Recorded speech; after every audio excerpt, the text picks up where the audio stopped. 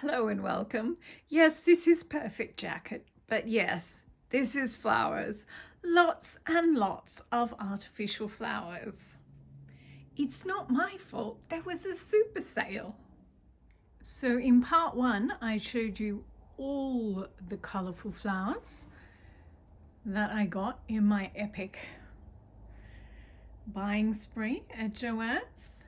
And today in part two, I'm going to show you all the pretty pastels. We have the lilacs and mauve, the glorious peaches, and the pretty little pinks. So let's get into it.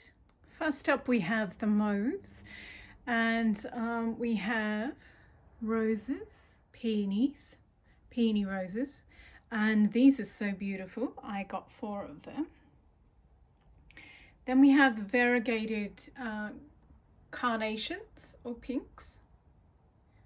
Then we have the variegated ranunculus, and what I love about these is they have a deep purple blush on the inside as well as the little magenta tips. And then I also got 2 of this greenery, which is sort of purplish on the ends going down to a grey. On the website, they actually look like they were red and dark green, but and I was going to use it in that DG jacket, inspired jacket that I'm making with the roses and the red and hot pink geraniums. But when it arrived, it was very lilac and mauve. So yeah, I've decided it might well go in with these ones. I'm not sure, they're sort of more dusty pink than I thought they would be, since they're all mauve, but I still really like them. I'll show you some of the jackets I'm thinking of for these. I mean, there are just so many floral couture creations that I could be inspired by. The hydrangea Lee Alexander McQueen dress, I could do a jacket version of that. Beige netting, and then the mauve flowers and the leaves over the top. There's also the kimono from the his Voss collection with that extraordinary hat. Oh my gosh, that entire outfit is just, what an ensemble. It's just magnificent. I know it's not really artificial flowers.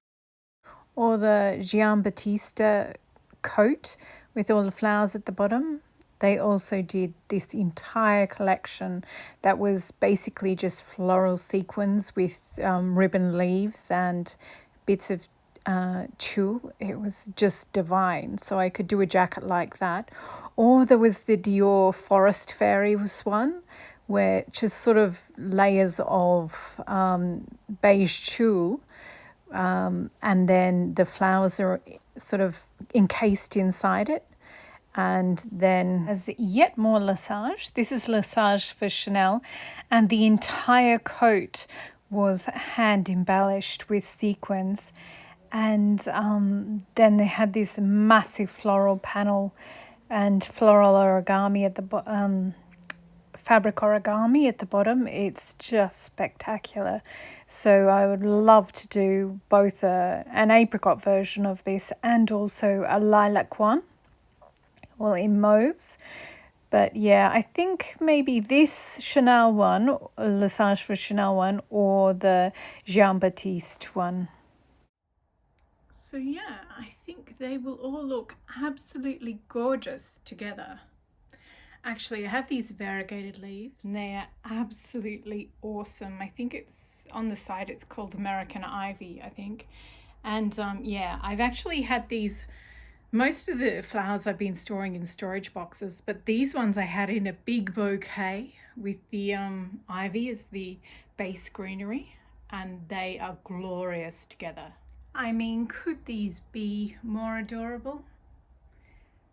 I love these flowers together. So yeah, it might be a while before I make these up into a jacket because I like them so much just sitting on the bench there. Okay, next one. Next up we have the peachy one. There's the cherry blossom in apricot, which I actually got somewhere else, and all of that is like 100 blooms or something.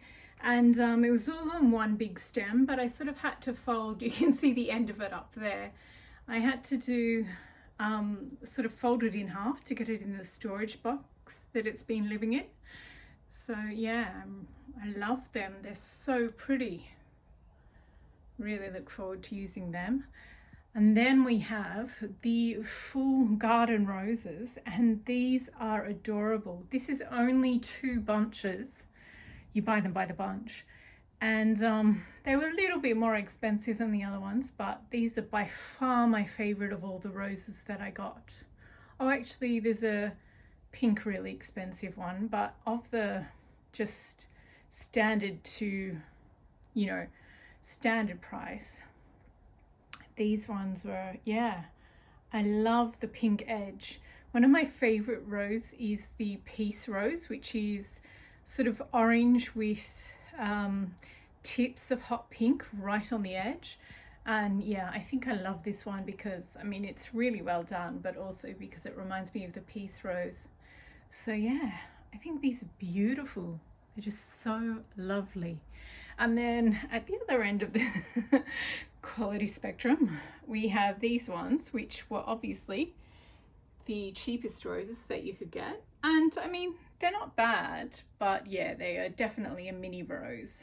And they're good contrast because some of them are paler and some of them are stronger peach than the big ones. And these ones sort of have a bit of yellow in them, whereas those ones are most definitely apricot and peach. So yeah, I think it will just give each flower definition and they won't sort of blend into one big petal puddle.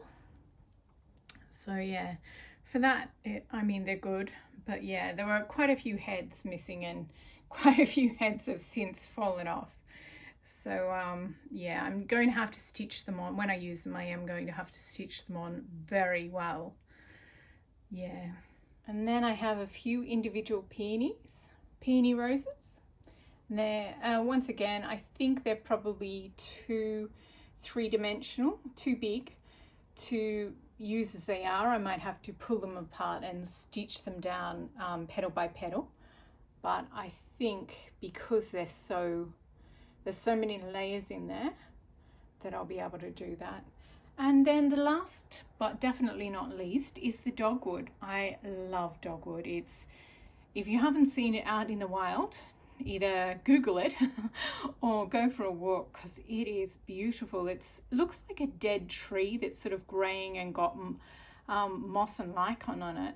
And then it has these, so it looks kind of like a dead old tree. And then it has these beautiful blooms in spring. So dogwood is what it's called. And you can't really see it on these because it doesn't have it. But at the end where there's sort of a dimple at the end of each petal, that spot is usually green.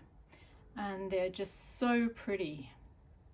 They usually come in white or pink, blushed pink, and they're just so beautiful. So yeah, but these ones, I think I ordered the pink one, pale pink ones, but they look a bit peachy to me, so I've put them in the peach pile.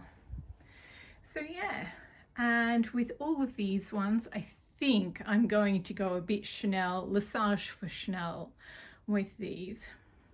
So yeah, I'll show you some pictures. Obviously, there is the apricot coat that is fully embellished and has the panel of flowers on the bottom.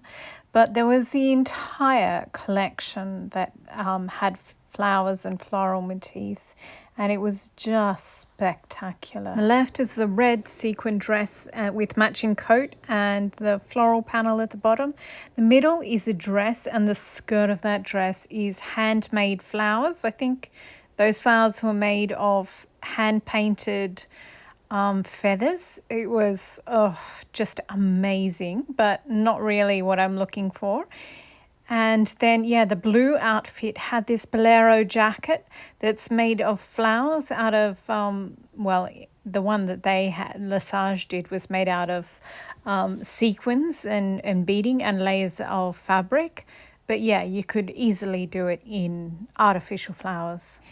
They also had a lot of black pieces in this collection with pops of, like this one literally has a pocket of flowers, and I thought that was a cute detail. So a jacket version would be a totally black jacket with just pockets of flowers. And I mean, it's cute, but I don't think it's really what I'm going for. The apricot coat with the origami and the flowers at the bottom and the body of the jacket being completely sequined. This is the one I fell in love with, and I was like, oh my gosh, I wonder if I can make that. So yeah, that's the one that's always had my heart. So yeah, I would really love to make a version of that. I know that a coat would be completely impractical because the actual Lesage for Chanel version of this probably cost about $200,000. Yes, you heard that correctly. Buy a house or a jacket. It is ridiculous. But yeah, the coat version is just too impractical. You can't sit down, you can't lean against anything. You can sort of only walk with difficulty, and you can't carry a handbag because it would knock against the embellishment. So yeah, I think I will probably try to do a jacket version, I guess. I'm not sure. The coat version is so spectacular though, so yeah. But that's what I got all these apricot flowers for. And lastly, we have the pinks, which are looking a little bit sad when you put them just by themselves. We have the gorgeous garden roses that look like a Josephine rose. They are so pretty. They remind me of, you know, that old movie that Julie Andrews is in, Thoroughly Modern Millie, when she's trying to be a modern flapper girl. She falls in love with her boss, but her boss falls in love with someone else, and she's his secretary. So she has to order roses for the new woman that he's in love with, and she has to order pink roses on the fat side. So they're nice plump pink roses, and yeah, that's what I think of when I see the big fat garden roses. They're very beautiful. Next up we have tulips, and I don't have a lot. I do have a lot, but it's not because I thought they were fabulous. You just had to buy a minimum of 2 for the really cheap things, like the things that were on 60% off sale. So that is why I have 2 sets of these. You get 2 really good tulips and then 2 not so great ones. I mean, they're still pretty good as far as artificial tulips go. Tulips are quite hard to do because they're basically just air and then 4 bits of fabric, which is pretty hard to make look good when you think about it. So yeah, I love these bottom ones, and even the top ones are kind of good. Considering how much they cost, they're very impressive. I could not have made them, that's for sure. And then we have berries. These are much better than the cream berries that I bought, but still, I don't know. I think I like their foliage better than the actual berries. And then last of all, I got 1 stem of this really, really beautiful garden rose, and it costs as much as like a bunch of flowers just for 1 stem. But I thought if you have like a couple of really, really expensive, well-made ones at the collar, then you can sort of fill it out with the sort of less fabulous ones around the rest. So yeah, I'm not sure what I'll do with the pink ones. I think I might, depending on whether I make a coat or a jacket for the apricot ones. If I make the coat, then that obviously needs more flowers. So yeah, I'll probably just absorb them into that. Because I think the pink and the peach look absolutely gorgeous together. I mean, even the mini roses look good in this. They play off all the other ones so well. So yeah, I think I'm not sure how often I would actually wear a coat, because, you know, sitting on flowers, not so practical. But I do really, really want to use all these flowers together. I might, when I was a kid, I worked in a florist shop a wedding specialist. So I was thinking maybe I could make up a few bridal bouquets and just show people how to make bridal and bridesmaids bouquets, and then pull them apart again and make jackets out of them. Maybe. It's been just like years and years and years since I've made a wedding bouquet. So we thought that might be fun. Maybe. I don't know. The channel's called Perfect Jacket, so I guess it's not really on brand. But if you see how I sort of make wedding bouquets in this sort of natural growth patterns, then you can sort of understand my designs for my jackets, the beading on my jackets much better, I think, in my opinion. It's got the same philosophy behind it. So yeah, I thought I might do that. But until then, I am very, very tempted just to leave these in their vase because they look glorious together. I love them. When I used to work in a floral shop, you could either buy incredibly expensive silks, or there were these horrible, horrible plastic artificial flowers, and the artificial flowers that you can get these days are just so beautiful. So yeah, I really look forward to working with all of these. I think whatever I make will turn out, well, hopefully it will turn out beautiful and not just a hot mess.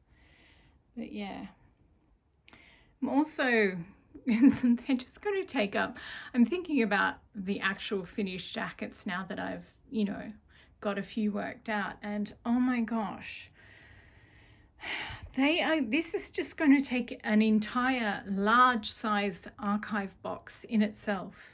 I mean, totally worth it, but there's a limit to how many archive boxes I can store. Still, that's a problem for next year, I guess. Until then, I will just take in the beauty of these fake flowers and yeah, plan all the jackets and coats I am going to make out of them. So thank you for watching, and I hope you're inspired to make something floral and fabulous yourself. Oh, and I have a ladybird glass bead. So I have to figure out how I'm going to use that. I probably should have bought a whole stack of them, but I don't know. When you buy a whole bunch of something expensive, they ended up looking cheap. So I thought, well, at least one. So yeah. Thanks again for watching. And yeah, now I have to either find spots for all these beautiful vases of flowers or try and pack them away again into those storage containers. This is like 3.5 storage containers worth of flowers, which is absolutely ridiculous. I'm trying to use up my tweeds and my beads, and I buy more stuff that takes up all this room. I'm just incorrigible. So anyway, I better go make some jackets. And thank you again for watching.